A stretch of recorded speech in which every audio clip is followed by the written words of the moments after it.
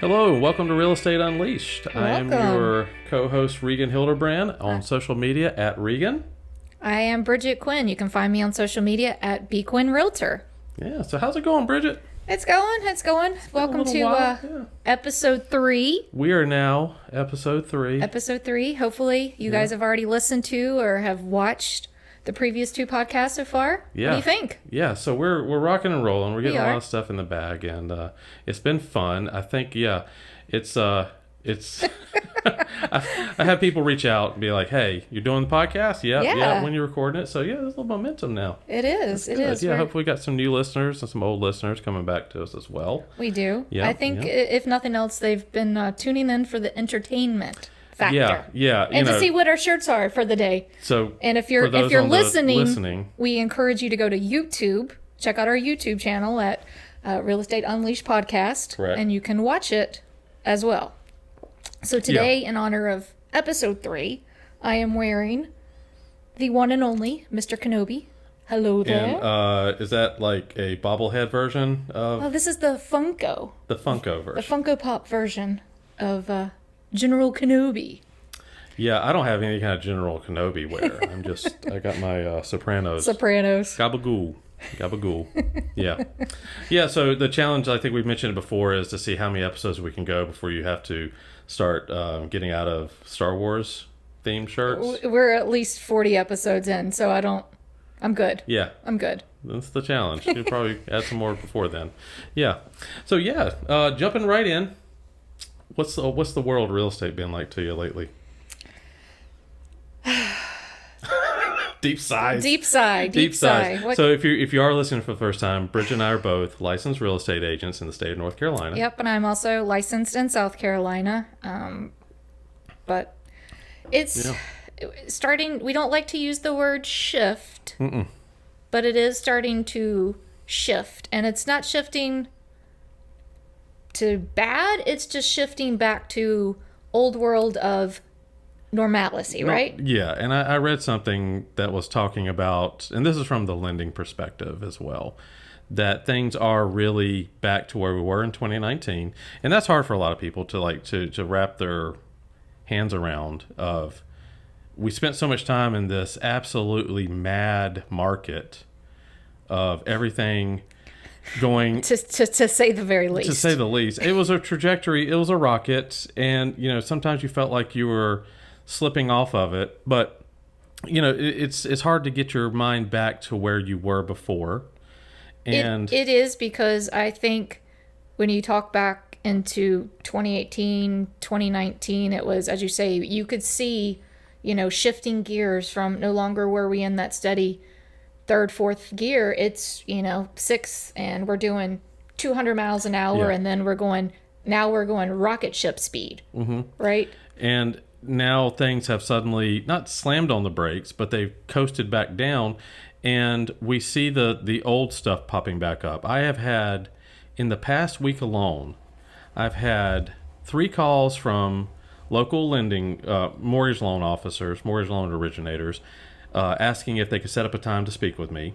Okay. And that is... So and I love my mortgage lending partners. They now have time. That's the piece. They have time to meet with us because they're not spending their entire lives doing nothing but refinances. Well, that's just it. I mean, you got to think at the finance rates. Back when I purchased and you done too, it was 4, 5, 6%, and then all of a sudden, these guys over the last 2 years were able to get sometimes as low as sub 2.3, sub 3. Yeah. And that's crazy. And so people are refinancing into those crazy rates. Now they're not.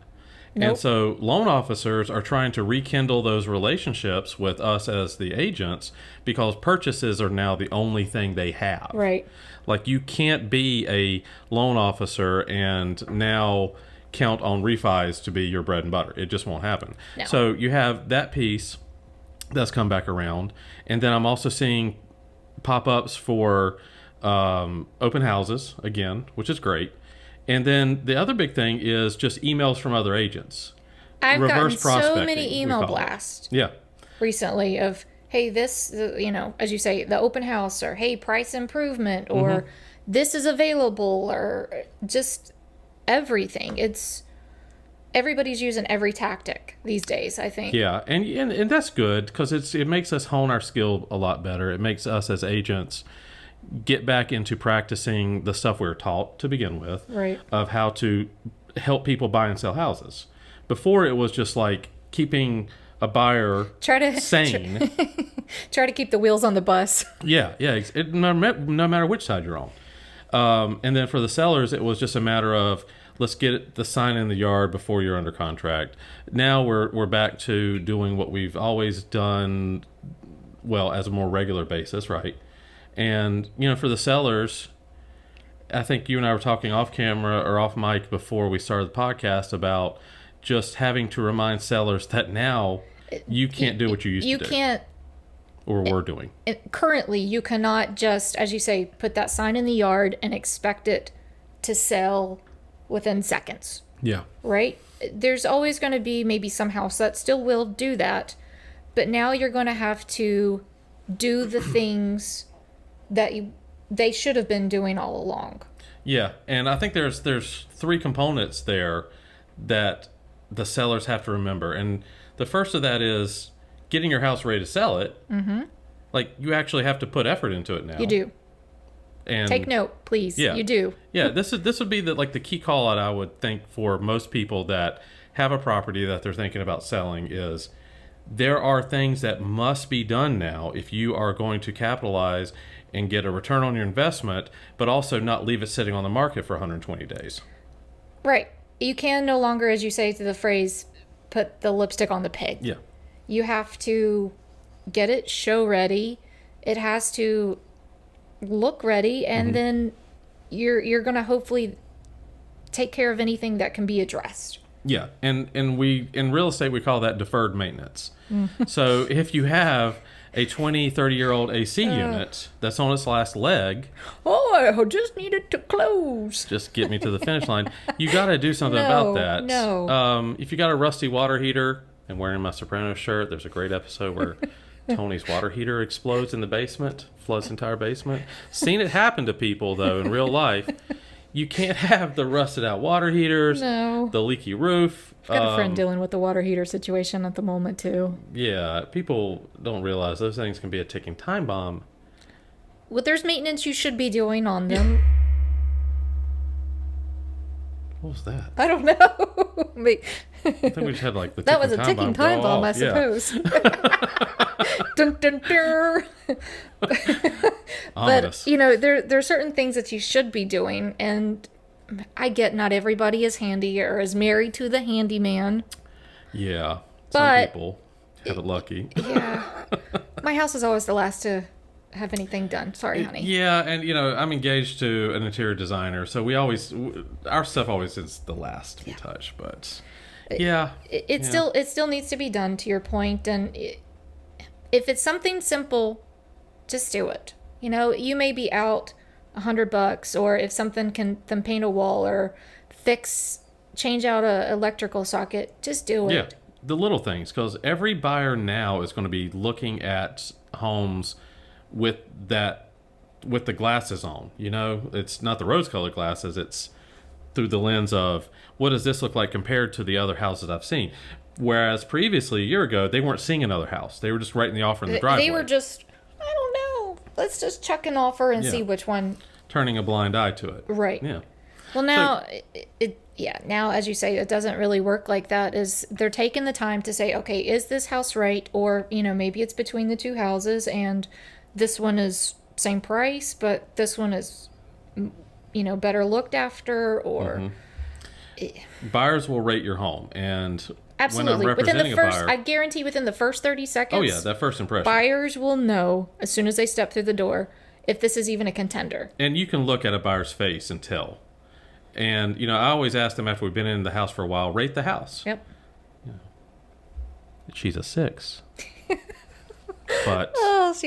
Her husband is a handyman. Oh, well, that's a 100 there, not even a 10. 100.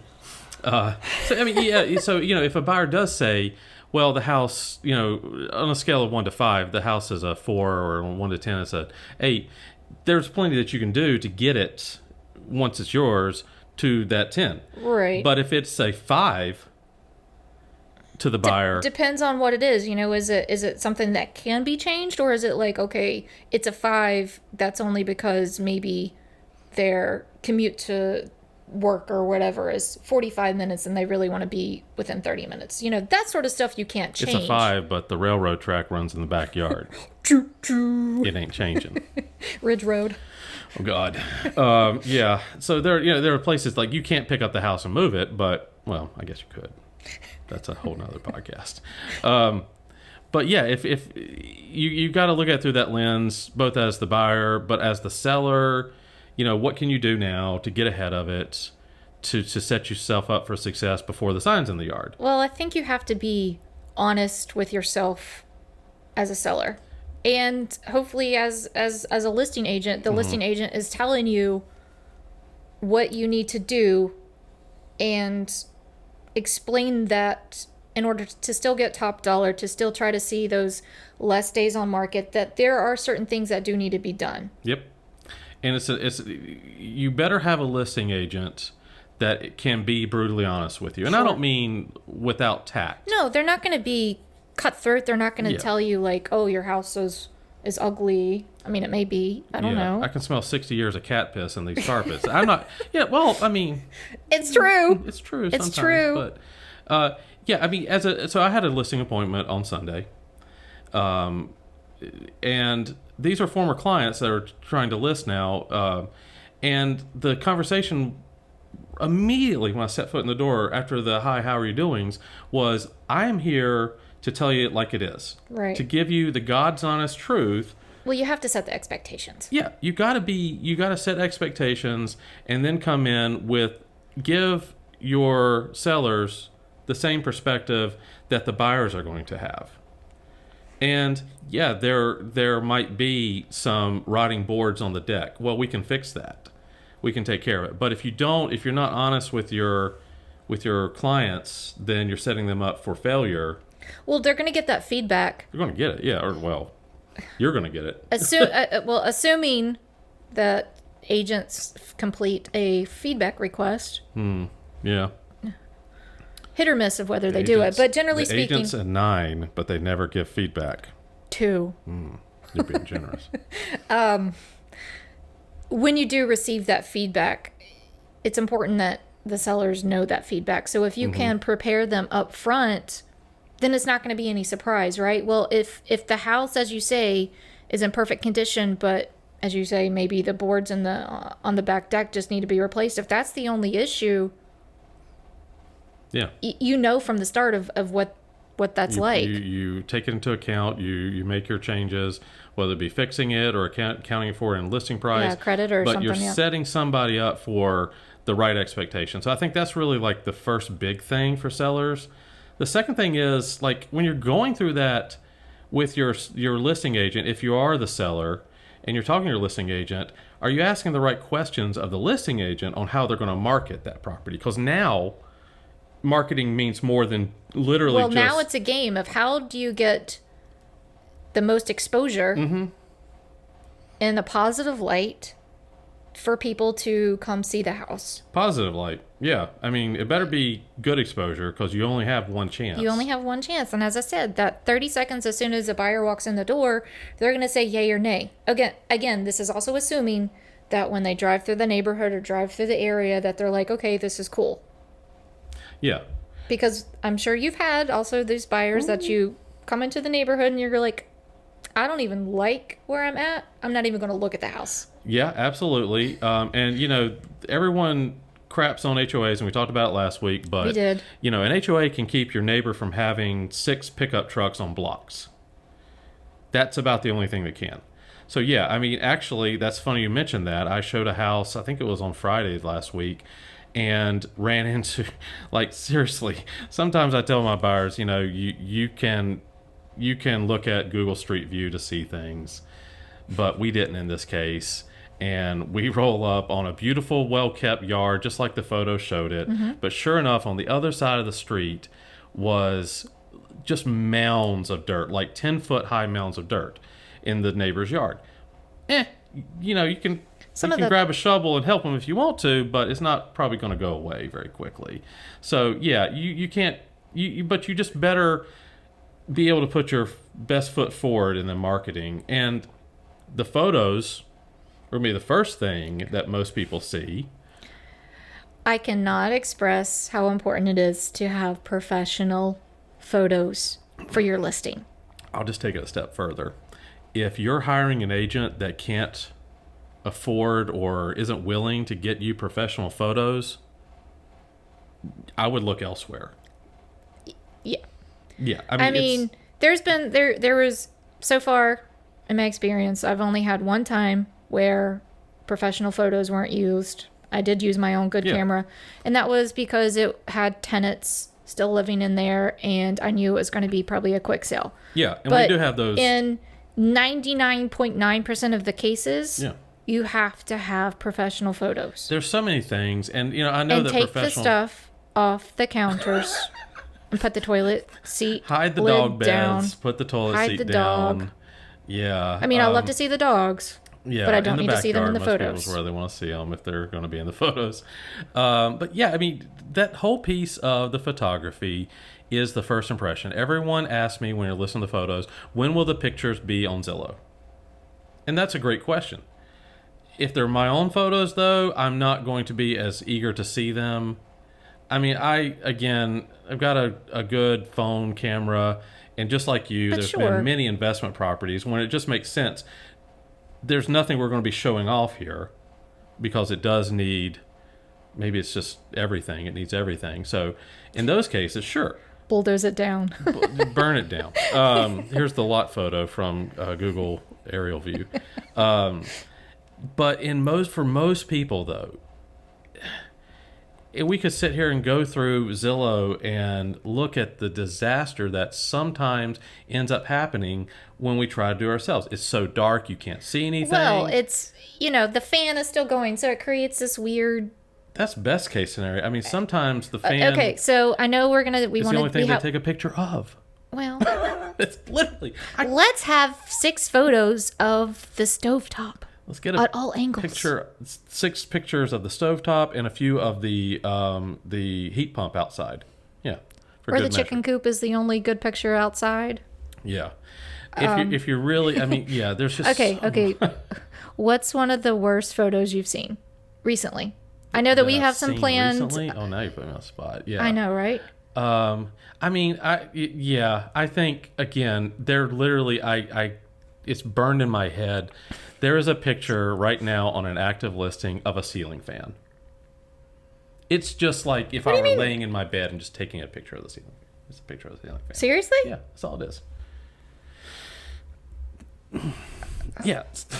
As you can see, I am speechless. I am trying to process that. Like, is it for like aesthetic? Is it like artistic? No, like, it's not artistic. It's just showing you there's a ceiling fan.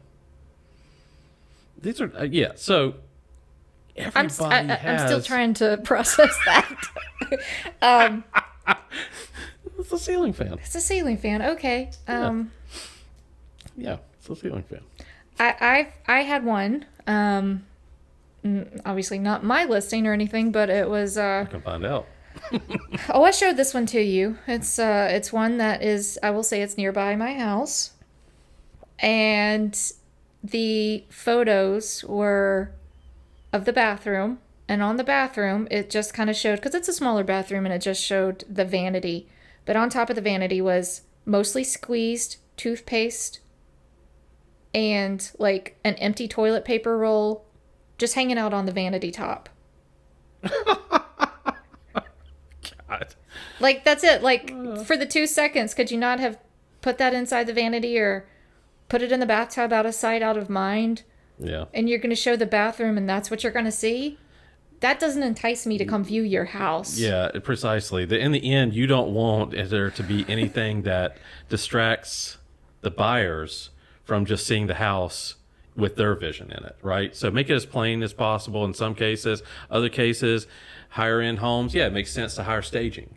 And we as agents should have the resources to get you where you need to be to have the right presentation. Kind of toot our own horn. I would say us and the firm that we work for, we have a great relationship with a lot of vendors, a lot of contractors, a lot of handyman, a lot of people that, painters, or the things that Yeah. can help you get ready to sell. Right. And, our Google Drive document where we kind of keep all that stuff is really vital for what we do, not only on the selling side, but on the buying side too.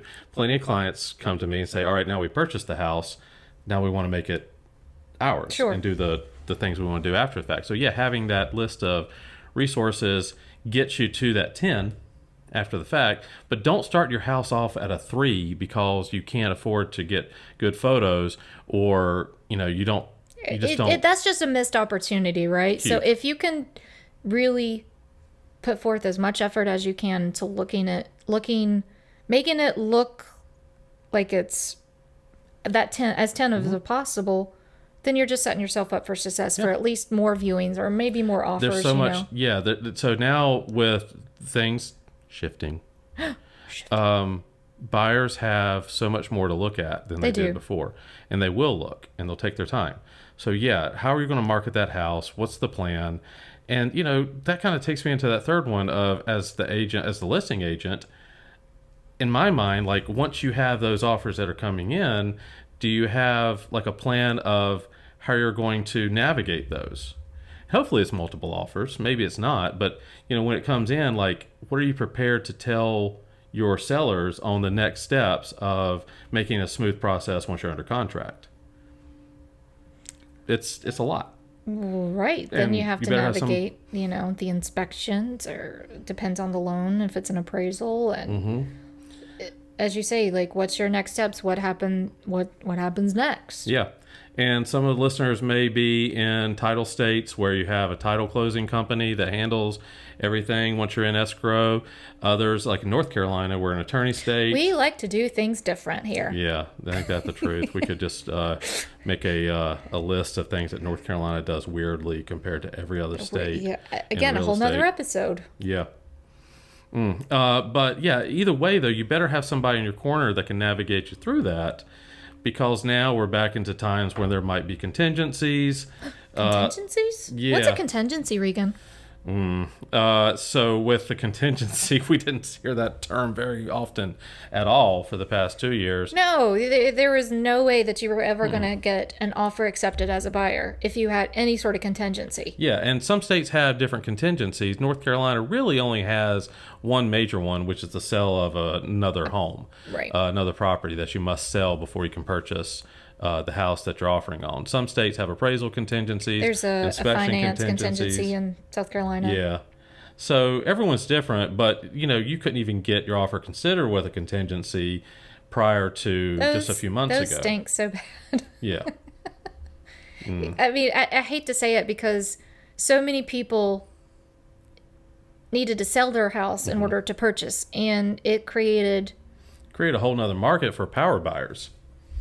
These using cash-backed cash-backed offers. Yeah, so you pay another company to step in as kind of not the middleman, but your backup The option middleman. to save the deal if it fell through, and you pay 1% to 2%, in many cases, sometimes more, for that luxury of having another company that they became known as power buyers to step in and help you. And you've had deals. I know you had one with, was it Open Door or OfferPad? That was the power buyer. Yeah. And then I've had one with Ribbon, which is another more regional, I think, power buyer. But the concept's the same. They were removing that contingency for the buyer.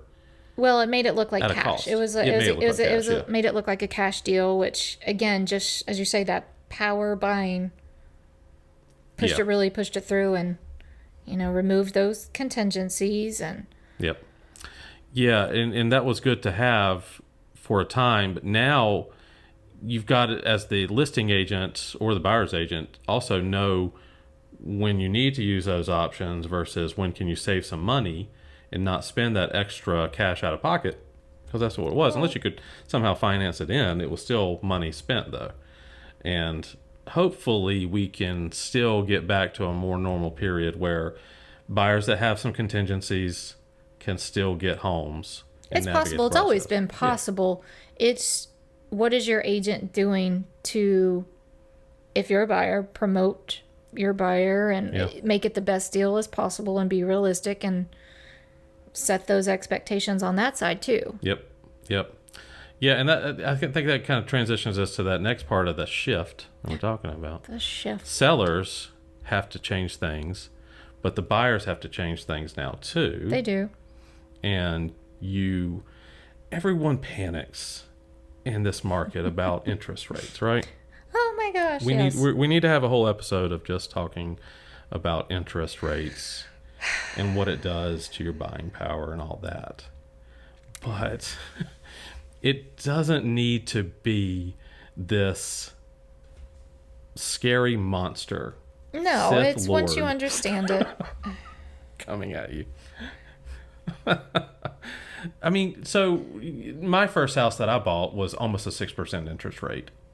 And but now we're back to 6% interest rates. And they are, I think I just heard on the radio today that interest rates are at a 13-year high. They are. Okay. But does it make it a bad time to buy? No. As we talked about the last time, right? It's going to depend on your situation. Yeah.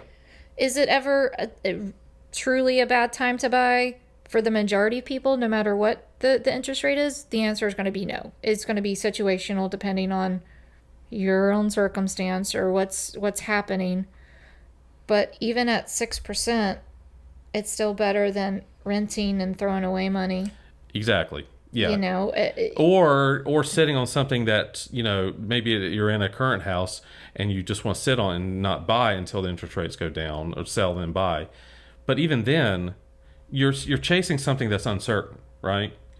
The best example I could give is, and you and I were talking about it before, is like right now, a $350,000 house can be purchased for $350,000, right? It's a house that's worth $350,000, and if you're savvy, you can get it for a deal, right? Maybe a little maybe less. 345. I mean, Yeah. maybe 351.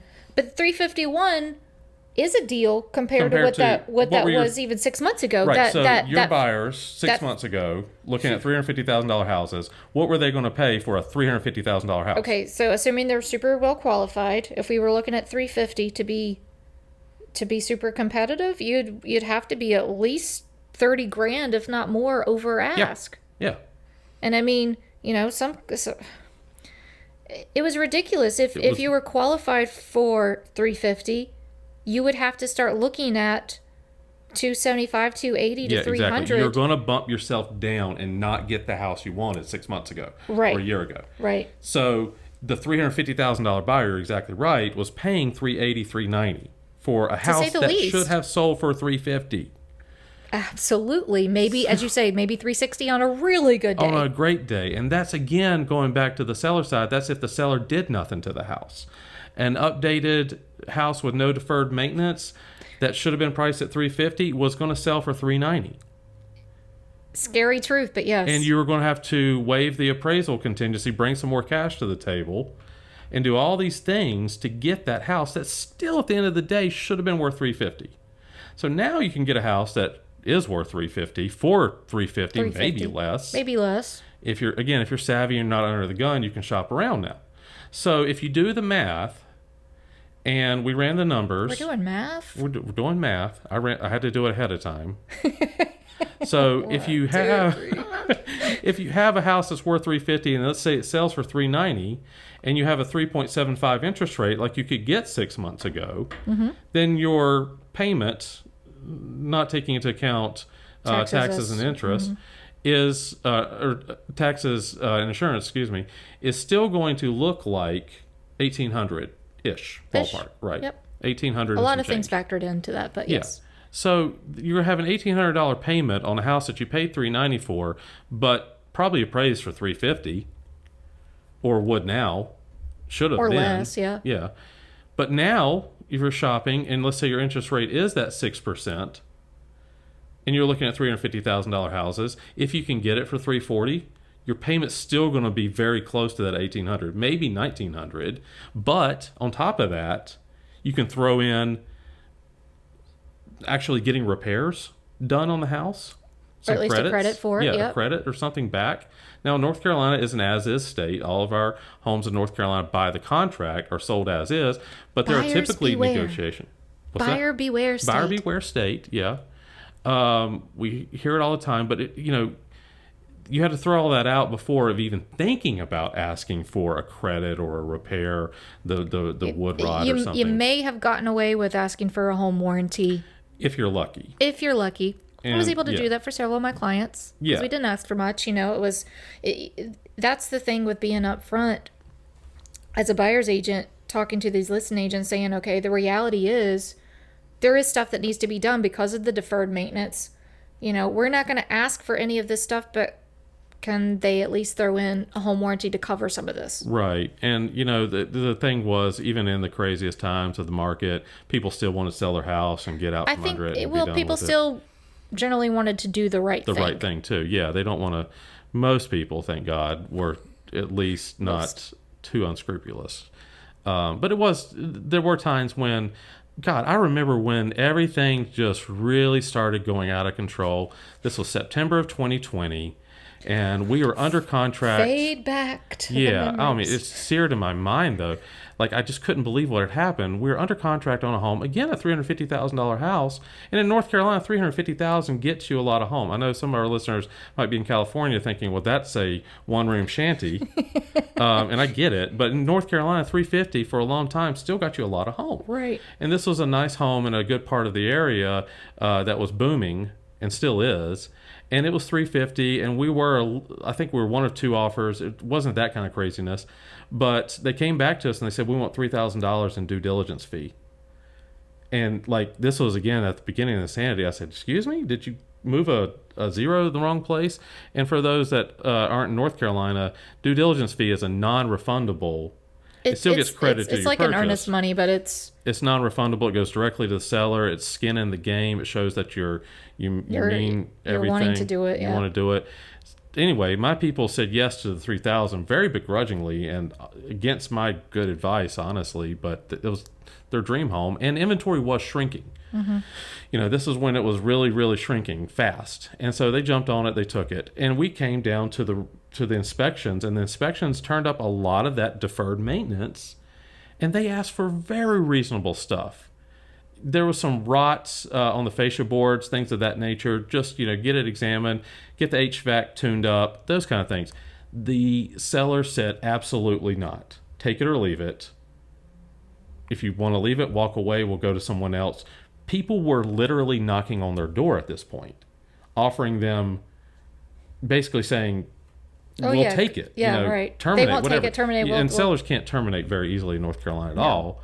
Not without repercussions, yeah. Yeah, a lot of repercussions. But, yeah, so they were willing to tell my buyers to kick rocks over very reasonable repair requests.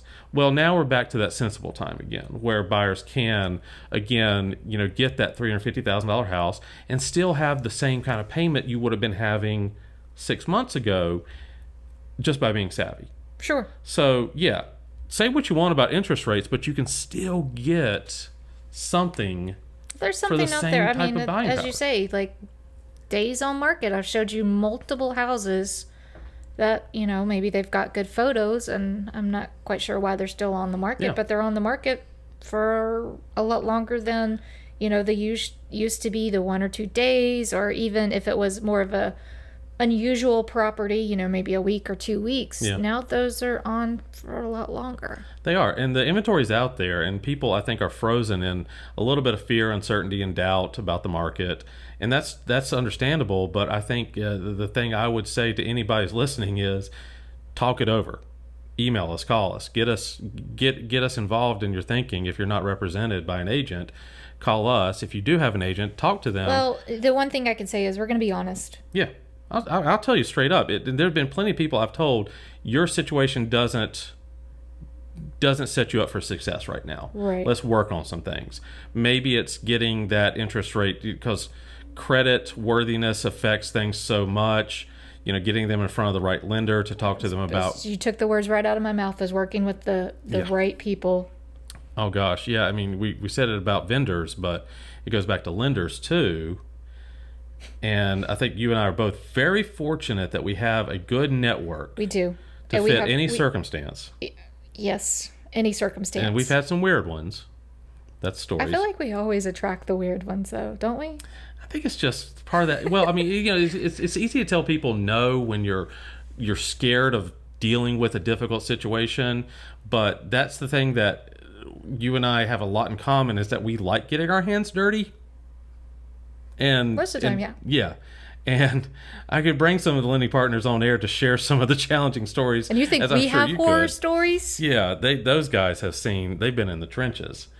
And the from that lending perspective of maybe it's not the right time, we can talk about that. We can get you through it. Never want to set anybody up for failure. No, not at all. Because this game that we're in, we want it to be a win-win for everybody, right? Yeah, we want to look good on both sides. We want to look good going in, and we want to look good coming out of the deal, right? Absolutely. So I think that's where, kind of wraps it up a little bit of, yeah, things shift, but The word again, shift.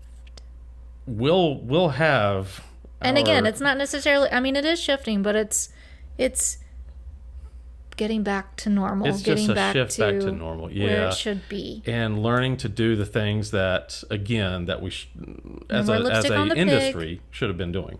No more lipstick on the pig. No more lipstick on the pig. No more 3 photos of a dark room and a ceiling fan. Please don't take a picture of just the ceiling fan. Yeah. Yeah. Well, I think that's a good discussion. I know. Still can't wrap my head around that. Oh, and so for a little teaser for the next one, we're going to talk a little bit about the homes themselves. I think so. Yeah. And we both have good insight into that as our other halves frequently deal with those kind of things Yes, they do. inside the home. So we'll get a little into on the next episode houses themselves. Okay. So yeah, tune in. Sounds fun. Yeah. Thanks again. Again, I'm Regan Hildebrand at Regan on all social media. And I am Bridget Quinn, and that is at B Quinn Realtor on all social media. Make sure you hit the like and subscribe button. Please do. And join us next time. Thanks, guys. Bye.